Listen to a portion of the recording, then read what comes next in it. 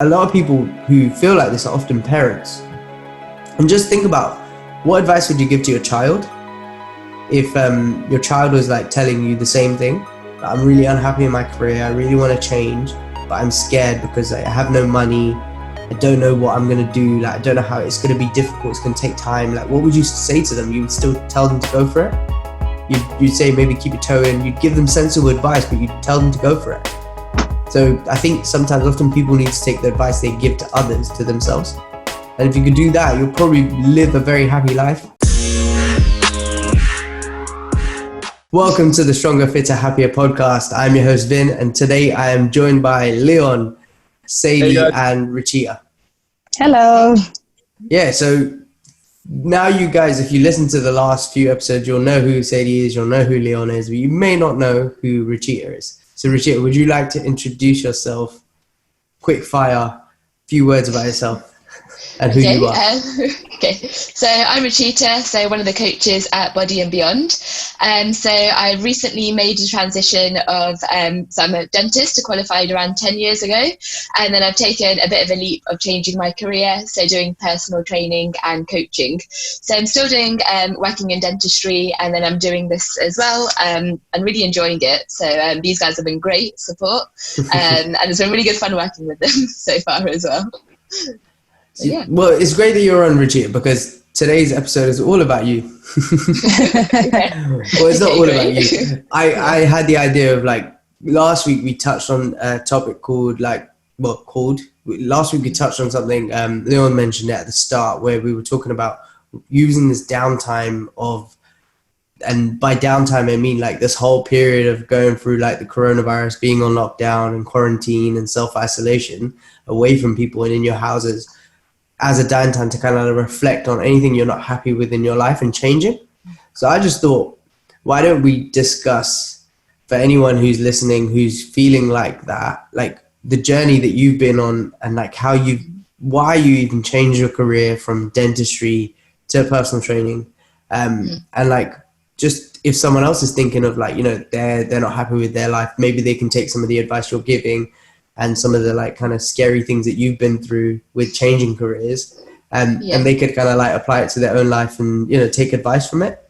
So my question to you is, like, if someone was like kind of feeling really worried about their job at the moment, or they were in a position where they're not happy with the job they're in at the moment because of, you know, this whole period might have highlighted a few issues with their job, or generally they felt really unhappy with their job, and now they're like, they've got an opportunity to come away from it because they've either been, like, you know, made redundant, they can't work in the same industry anymore, or simply that they're at home working from home and they've got lots and lots of time on their hands. What would you kind of advise to them? What would be the advice you would give to that kind of person? So I would say, if you're like in your downtime, if you're realizing you've been really unhappy with your work, literally just take the leap and do it. So it wasn't like I was unhappy, but I think it just got quite boring over time. I'd kind of wake up some mornings not really wanting to go into work, which I shouldn't say if any of my patients are on here. I wouldn't mind it, but there was no real drive. Every day was the same. Sometimes you get some people who just weren't that nice, and you just have to deal with it after seeing 30 people in a day. And then I kind of had to go cold turkey on it. So I was trying to transition by still doing that a lot more. So doing like 4 days of teeth and then trying to do this on the side. And it just didn't work. I really had to just commit everything to it. So I took a couple of months of just not working and focusing on my course, doing like my level 2, level 3. Obviously it was a big hit to income. But I think if you truly enjoy what you do, you'll make money in it, and also it's not all about money. So as long as you're happy with what you do, that's the main thing. So I used to come home sometimes just really stressing. My family and my husband would have to hear about my day that I probably may have overreacted on sometimes, because it always sounds worse when you're in that situation. And then so I think if anyone has taken that time now to be like, what their work they've been doing just stresses them out, or it's really not been worth it, I'd say literally take the plunge and do it now, because you've got time to do it. Yeah, that is really like, it's good advice in terms of like utilizing this time to kind of change or like look into a different industry. I understand like from a financial perspective, you may not be able to make the commitment that Ruchita did. Like if you've got like, say you're someone who's maybe older than we are, you have children, you've got like mortgage to pay and things like that. I'm not saying Ruchita doesn't have stuff like that in her life. She just may have been in a position where, you know, there might be some other help, or you may not have lots of expenses. But if you are someone who's stuck in a position where, you know, you've got commitments, you've got things that that are coming out, and you know that you have to pay for, then I guess in that case, like, what would you suggest to someone like that who can't just go cold turkey, or you know, just take a plunge into you know, basically doing a new career? Yeah. So with that, it'll just take longer for you to get to your new career, essentially. So just look into it, and you would just speak to other people who are doing it, and you know, try and get like a good community around you, and like a mentor to help you out with as well. And that's why you guys have been great, because it was like a good transition, and you guys have been so helpful for everything as well. I think if you do this alone, it can be really overwhelming at times as well. So we could take this time to like research into things, and then when you go back to work, essentially, then you can ease out of it slowly as well. So yeah, definitely. I think what it is for people who I think this period, a lot of people will have some downtime. So depending on the job you're in, if you're working from home, or you have been made redundant, you have this, even if you have kids and stuff, you have more time than you had before. And you might be filling that with by looking after the family, or being at home, or, you know, whatever you're filling that with. But there will be more time in your schedule to do things. Like, it may not necessarily be like, you know, you can start working in the industry you're working in, you want to work in, but you could use this as an opportunity to start learning, start like investing in your future. So whether it's like doing a course while you're working from home and working in your other job, or during redundancy, or whether you're getting some money or income in that way, whatever the situation is, I guess is trying to find light in that kind of time, isn't it? Yeah, exactly. What was your experience like with working as a dentist, but also doing the course? Or did you do the course outside of, like, you stopped dentistry and then did the course? Yeah, so I did my level 2 while still working as a dentist. Okay. I just found it took me a bit longer to do it, because then I had to really set aside time in the evening and on weekends. And then when I did my level 3, then I just thought, I'm just going to stop work, because I'd saved up enough. And it just meant I had to change my lifestyle a bit. So not going out for dinners or going to the theatre as much as I'd like, or holidays and things like that. So just kind of picking and choosing what's important. And then, yeah, it didn't work while I did my level 3. And then just picked up a couple of days here or there a week. I definitely think that's an important thing to remember as well. So you touched on it in terms of like, don't expect to have everything at one time. You will have to take a bit of a punch in the mouth of like, you know, you're not going to get all your luxury meals out, and you're not going to be able to go on loads of holidays. You're investing in the future. So you don't basically sow a seed and expect to eat the fruit off the tree as well. Like, you have to let it grow, and then you get the rewards. And while you're studying, while you're working, while you're like investing in that future, you might have 2 jobs. You might have a lot on your plate. You might have a lot to do. But yeah, and then eventually you will get to where you want to be. It's just, I guess you have to take that hit at the start, don't you? Yeah. And how was it taking a bit of a financial hit, going from dentistry to zero income, and then slowly building an income in personal training? It's been interesting. So I guess people who know me, know that I guess I just didn't really go shopping and stuff like that as much as I would. Or people would be like, "What are you up to this weekend?" And I'd be like, "Oh, I'm revising," or "I've got work early the next day, so then I'm not going to go out," and things. But now it's actually, I'm fine with it. I'm used to it. I guess you enjoy it more when you go out less, try and think of positive of it. But you know what I mean. Like, Yeah. you look forward to it more, don't you? Otherwise, it's just normal. So yeah. Yeah, I guess it's nice, like sometimes having more time to just focus on things that you want to focus on. And also managing finances, like forcing yourself to manage finances is a really good thing to do anyway, because when your finances are out of control, you often feel panicked and you feel worried in just that. Yeah.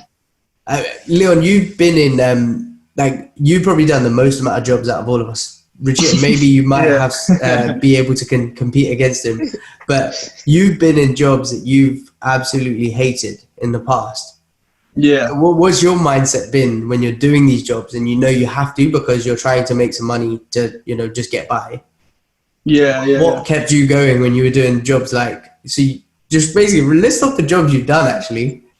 Man, that's a big test of memory. So I've done, worked in Marks and Spencer's. I've worked in a call center, market research. I worked in Sainsbury's.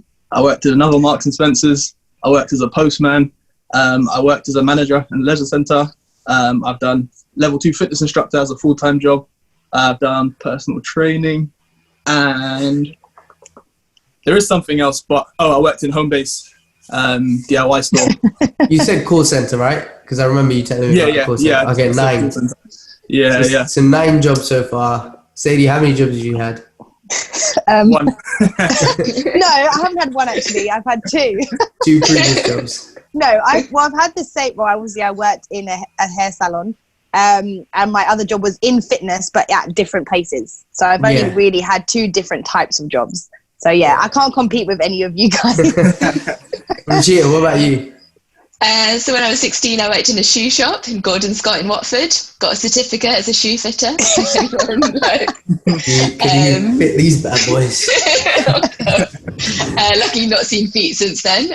Actually then did door-to-door sales, selling gas and electric. Really? Did you? It was really good money, and my step count was amazing. But I can't imagine you doing that. I don't know why.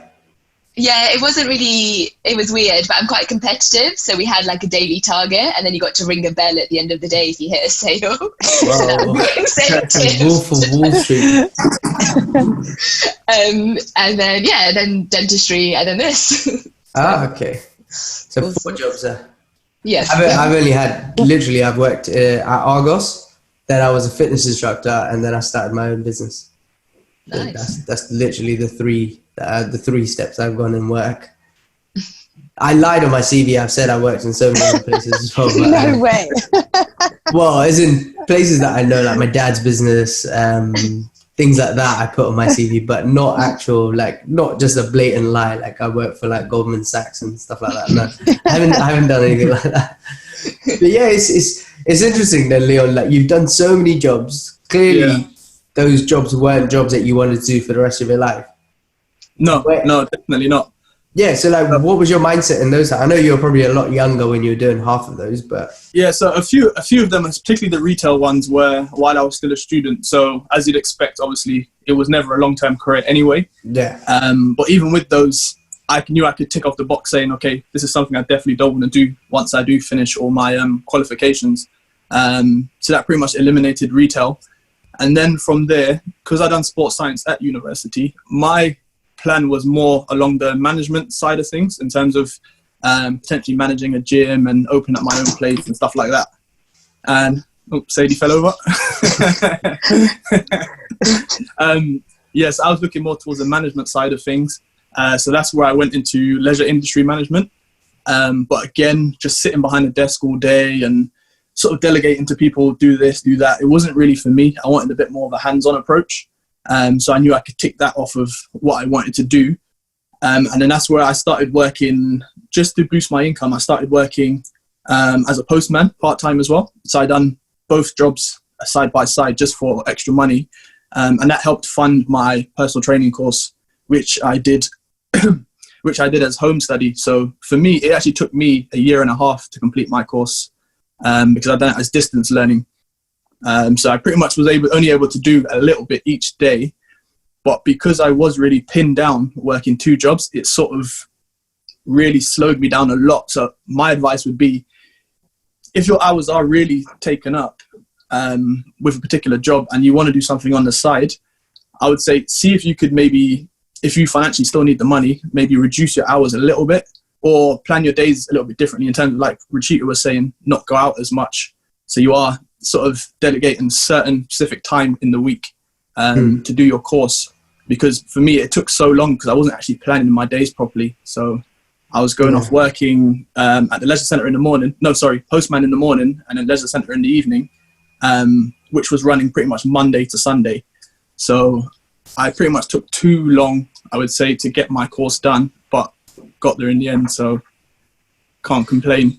Yeah. So, I mean, with what you're saying, it's easy to listen to that and then be put off by it. Because you're like, a year and a half of, basically working two jobs that you weren't necessarily happy in, then doing a course that takes a long time to do in terms of, because of the way you have to spread out the work. A lot of people will be listening to that and be put off by it.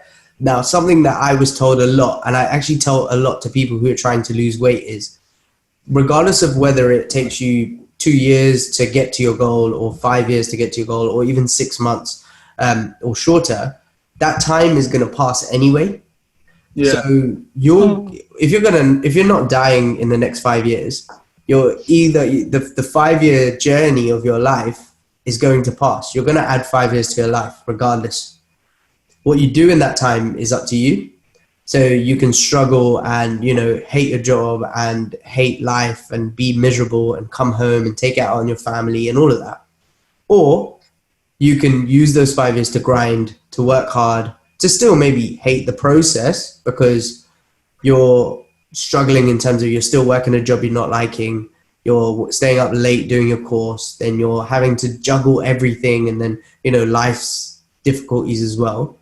But then at the end of the 5 years, you could have let's say a degree in a new career or a course or qualifications behind you and a work experience, and then be able to leave your job because you've been given a job offer, or you could be exactly where you are today. Now, I know which one I would rather take. I don't know, one is the unknown and one is the known.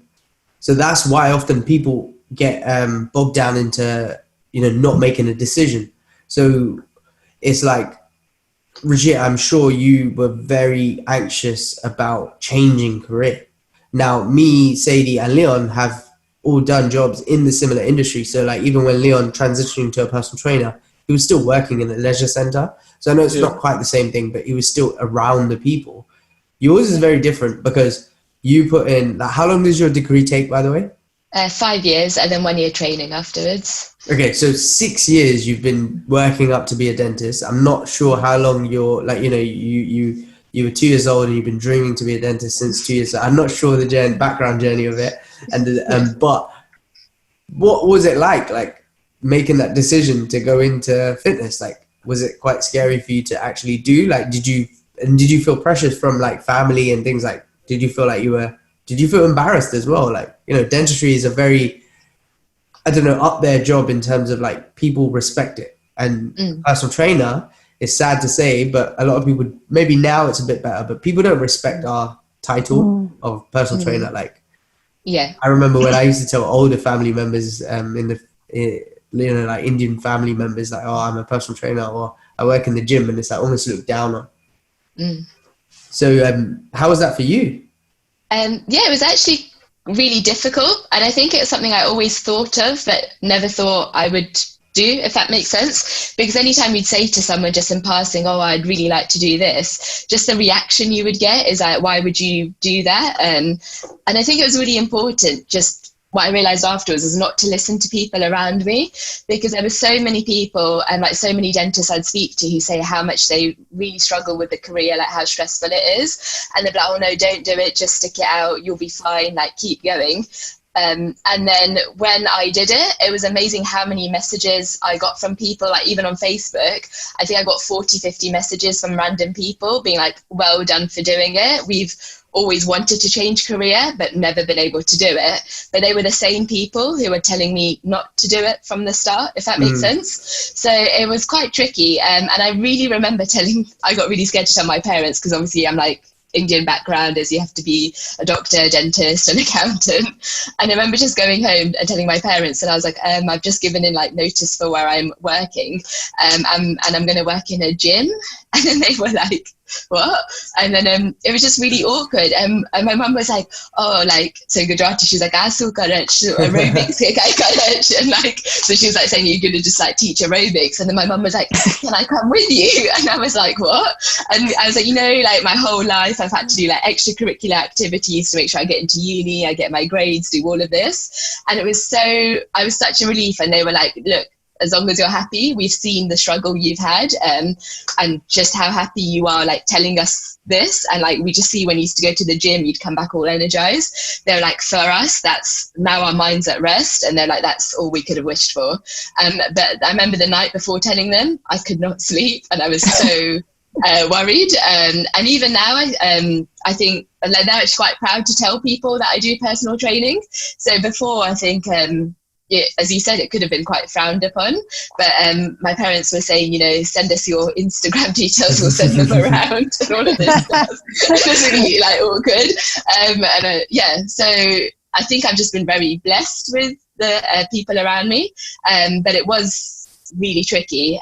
But I do get what you mean, because it's quite sad sometimes when I tell people I'm a personal trainer, and then they'll say, they'll just be like pretty normal, and then they say, oh, so what did you do before this? And I say, I was a dentist, and they completely change. Some people start covering their mouths, some people start, like, it's really odd, just a reaction, and they just talk to me completely differently. And I think that's really sad, because I'd love just to change that whole perception, because I'm still the same person, and we're all still there to help people. So yeah, that's something I'd love just to change people's perception of us. I know. I remember when I first started working in the gym, I used to try and put down that I had a degree on, the boards that you put on, like when you're in the public gym. Yeah. And then like they ask what qualifications you have. Like rather than put the personal training ones, I always put my exercise science degree at the top. And I used to write things even in my profile, like I'm science based and evidence based, to make, basically try to sound more intelligent. And it was a bit of a marketing thing in terms of like, other personal trainers may not have the knowledge and the kind of like expertise in the field and stuff like that. But it's also an insecurity thing as well. It was to tell people that, I'm not someone who just did this because I couldn't get into like doing something else. It's because I actually really enjoy it. It wasn't like, like personal training is seen as one of those careers that like almost people who fail at most other things do. And not for everyone, but a lot of people, don't look at it as like a personal trainer is like a very highly intelligent person. Yeah. And I think now a lot of people are transitioning from other careers like dentistry, that's always been respectable, to things like fitness and working in fitness. And then people are respecting it more because more and more people are doing it. And it's becoming, it's not looked at as like a low skills job now. And I know there is like a very low barrier to entry. So a lot of people listen to this, like you guys are talking about the personal training industry, like your courses are like 6 weeks long to a year, depending on what you do and what entry you take.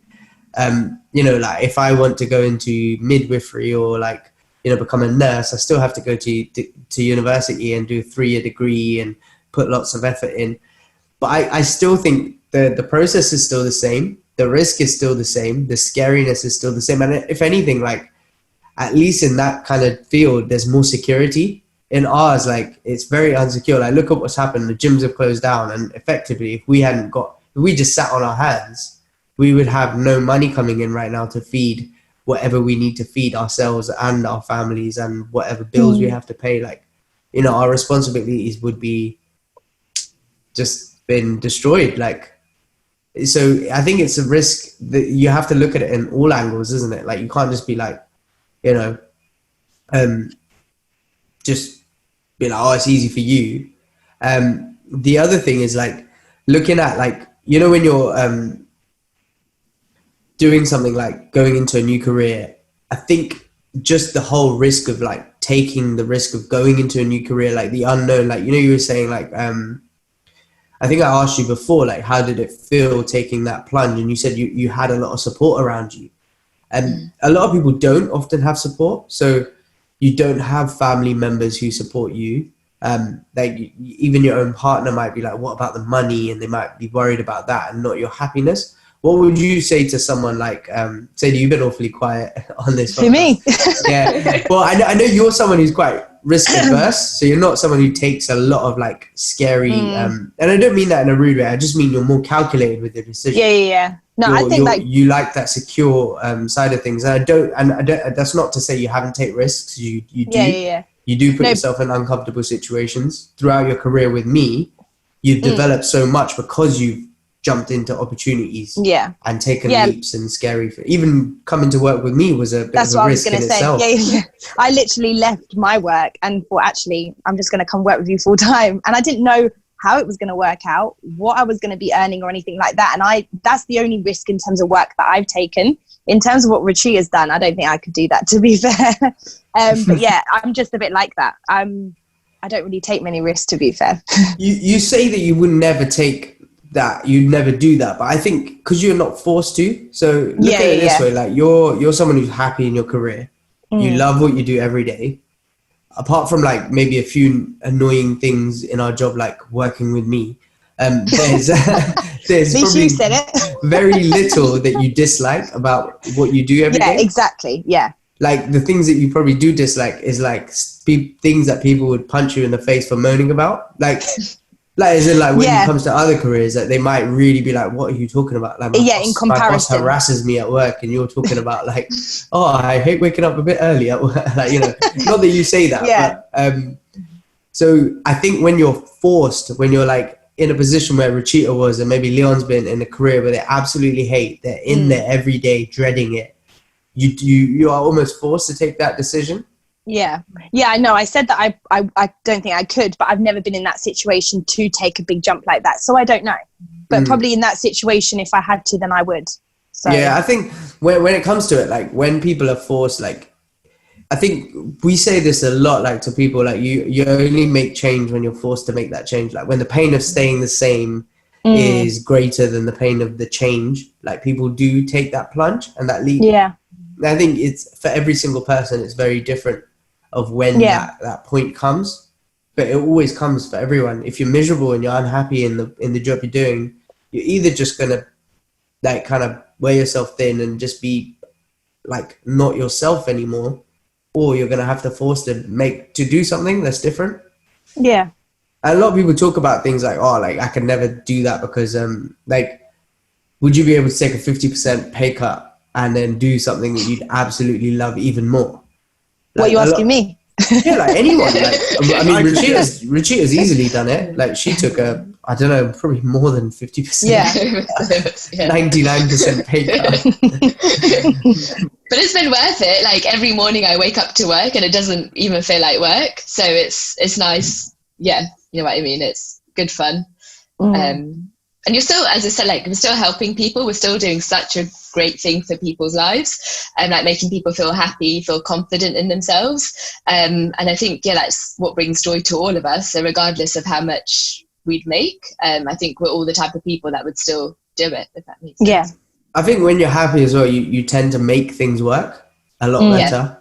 So like when you're super happy with what you're doing in your life, you're able to provide so much positivity into your life that I don't know, like little things that money might be masking. Like, you know, when you earn a lot of money, you might spend a lot of money as well. So you might buy things like you pay for a fancy car, or you buy like designer clothing, or, you know, you do things to maybe impress other people because you don't have like, I don't know, like, I'm not saying all people who buy stuff are people who are insecure. That's not what I'm saying.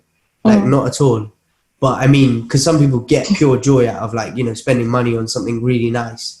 Like I would happily pay money towards a decent car. Like if I'm a car enthusiast, like I spend a lot of money on going out to eat because I love eating at nice places. But to someone else that might not bring them joy. But what I mean is like, sometimes like things like that you spend on often are what bring you the happiness. And when you've got a happiness, like an internal thing from what you're doing every day, and you've got a purpose to your life, and you know that can be replaced. Like that becomes your like I've gone blue. Your enjoyment that you don't necessarily need to like kind of have lots of income and that sort of thing. And I know bare minimums to survive is a different story. Like you couldn't, like, let's say you were an animal lover and you loved like, you know, puppies, and, you know, you might go from like, all right, I'm just going to quit my job and go, you know, volunteer on a farm somewhere. Like that may bring you a lot of happiness, but then at the same time, the zero finances may bring you a lot of unhappiness. So there needs to be a balance. And I'm not saying that can't be right, but when you're happy, you tend to find that balance is what I'm trying to get at. It's a really long-winded way to get to the point, but yeah, that's what I'm trying to say. And I listened to this on a podcast. No, it was a live stream. Like, I don't know if you guys know who Seth Godin is. He's that bald guy. He does a lot of he's got a book out, and he does like these daily email things where like daily blog, like little thoughts that he gives out and stuff. Like I don't actually know what his title is of like a job, but he comes out with a lot of like good, insightful things. And he said on a live stream to a lot of people listening about like job security right now, and like how a lot of people are scared. And he was saying like, if you have skills, if you're very skillful in something, you always find a way of people paying you. So even if like you have a big passion around, like Gary Vaynerchuk says it all the time, like let's say you loved basketball, but you can't be a basketball player because you don't have the skills to be a basketball player. What would you do? How would you make an income from it? And it goes like, if you have passion, you're happy, and you're really knowledgeable in the field, in that area, you'll find a way of making money in it. So whether it's through commentary or doing things like podcasts like this, and then getting paid through subscriptions or like sponsorships or whatever it is, like I think skillful people tend to always fall on their feet and will be able to provide some sort of finances to what they're doing. And if you're skilled, the only way you've got skilled in that career is either you force yourself to learn, or you're so passionate about what you're doing is that you've learned so much. Like I'm sure you'll find now that you don't, like with dentistry, you may have to force yourself to learn. I think right now, maybe you probably don't force yourself to learn. Yeah. You're constantly learning throughout the day. Like whether it's on Instagram, following other trainers who are more knowledgeable than you, or learning in your own time, listening to videos, watching videos, listening to podcasts, all these sorts of things. I've got so many fitness books, and stuff that I've just been reading. But then I've got all these like dental books that just like sit there, or I'm even happy to sell. So if anyone wants them, but to be fair, actually, this time's been quite interesting because say for example, if I was still a dentist, I wouldn't actually be working right now, so I'd have no income coming in. So my friends who are dentists are like, "Oh, you must be struggling because the gyms are closed." And I was like, "Actually, I'm still working. I'm still fine. And you guys are the ones who are unfortunately like, haven't got anything else to do." So it's actually just shows that. Yeah, because I enjoy this, I'll still obviously make an effort to make it work. But then they're like colouring in books and things and to make use of their time. It's really weird. They're not colouring in because there's a book actually in our industry. It's actually a muscle. One's different though. Yeah, that's different. I know, I'm messing around. No, you know what I mean. Yeah, no, I totally get what you mean. It's like it's just one of those things, isn't it? Like when you're passionate about what you do, you literally like you can tell the difference between someone when you ask them about their job and what they're doing and how's it going, who absolutely loves what they do. They don't shut up about it, even if you don't know what the hell they're on about. So like I have a friend of mine who loves his job, but like, I don't always understand what he's saying, but he'll still, like, not in a bad way, but he'll talk to me about it for ages. But it's still nice to listen to because he's so passionate about what he's talking about, and it'll help you understand in terms of like, I may not understand the technology side of things and the software that he's working on, but it's still, because he's talking about these things that he's learning in his industry and stuff. It's so nice to hear him speak about it. Whereas like, listening to someone talk about dentistry, no, when you're not passionate about dentistry, it may not be interesting because you're not going to be talking about it with enthusiasm. And like a lot of people find like, loved ones don't support them through, you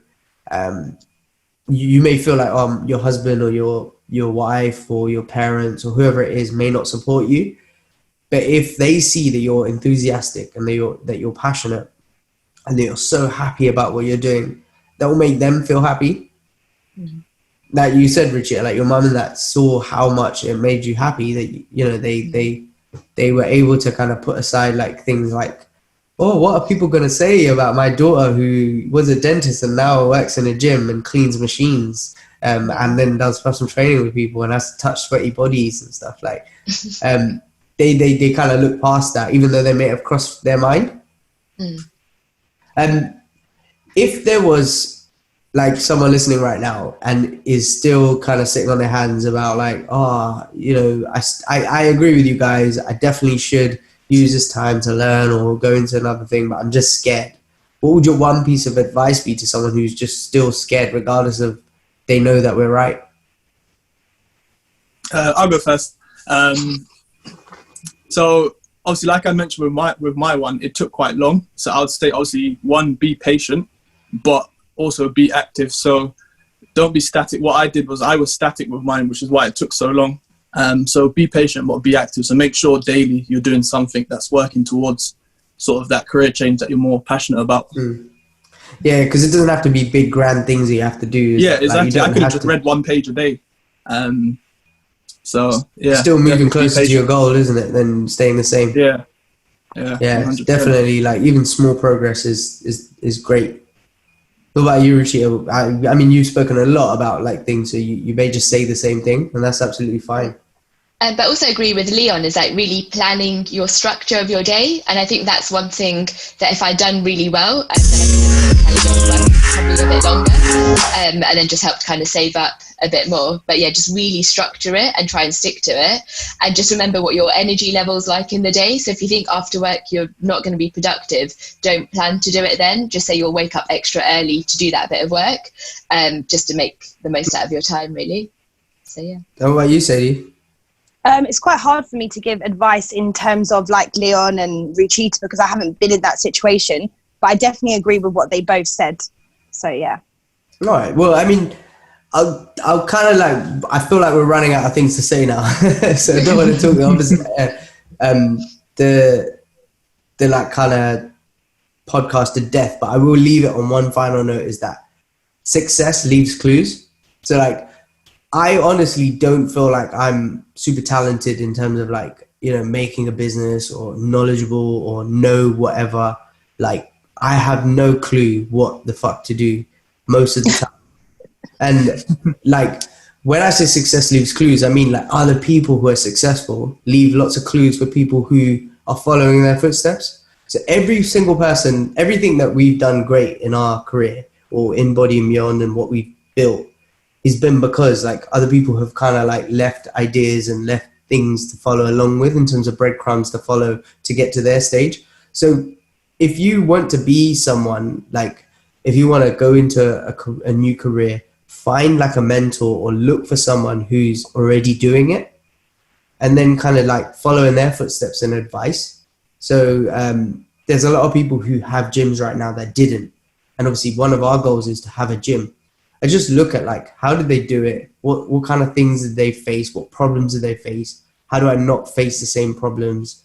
All these little things. And it makes you feel less worried and anxious about taking a step into that direction because you've got a bit more of a blueprint to follow. So like looking at like just trying to find more support and trying to find that, you know, and the other good thing is that also makes you feel more positive about you being able to do it. Because if, like Ruchita's transition, there's two people in our team right now that have, Nikhil's a pharmacist he still works as a pharmacist, but he's gone into personal training. Ruchita used to be a dentist, he still does some dentistry, but has gone into personal training. Both have made major career transitions and have lived to tell the story. And then I personally know of so many other people as well. So another dentist I know of, one of my best mates, partners, wives. No, he does not have more than one wife. She was a dentist, still is a dentist, works late at night, does part-time ridiculous hours, but also is striving to be an actress. And like obviously an actor is like a crazy industry to go into and very slim chance of like major success. But people like that are still going for it. And you may be like, I'm not that character, I'm not that. You can be though. You can develop in a role. I never thought that I would be a business owner. I never thought that I would be helping other people, you know, to do things, or like telling other people even like in the team what to do, or that's just not me. It wasn't me. Like I was supposed to be somebody who just, you know, worked and went down a completely different career path. But you fall into the role, you just learn, you adapt to the situation you're in. So if you literally, and I don't mean take the plunge like Ruchita did, if you have to be more calculated, be more calculated, but take the plunge in whatever your plunge scenario is, and then learn to adapt. You will learn to survive. You can, and even if you do fail, at least you tried. Like one of the worst things is Gary Vaynerchuk said this at an event I went to. Like he goes, regret is the worst, absolute worst thing to live with. Like on your deathbed, the last thing you want to say to someone is like, you know, like I wish I did this, I wish I did that. Like just take the plunge, and then like if it fails, at least you tried. And a lot of people who feel like this are often parents.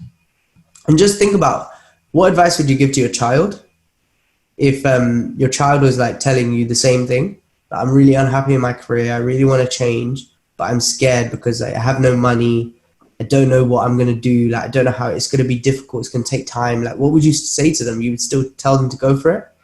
You'd say maybe keep your toe in, you'd give them sensible advice, but you'd tell them to go for it. So I think often people need to take the advice they give to others to themselves. And if you could do that, you'll probably live a very happy life. Is there anything you guys want to add to that? No, I think you've covered it. That was good. Covered. Knocked it out the park. What was that? I knocked it out the park. Well, guys, I think we'll end the episode there.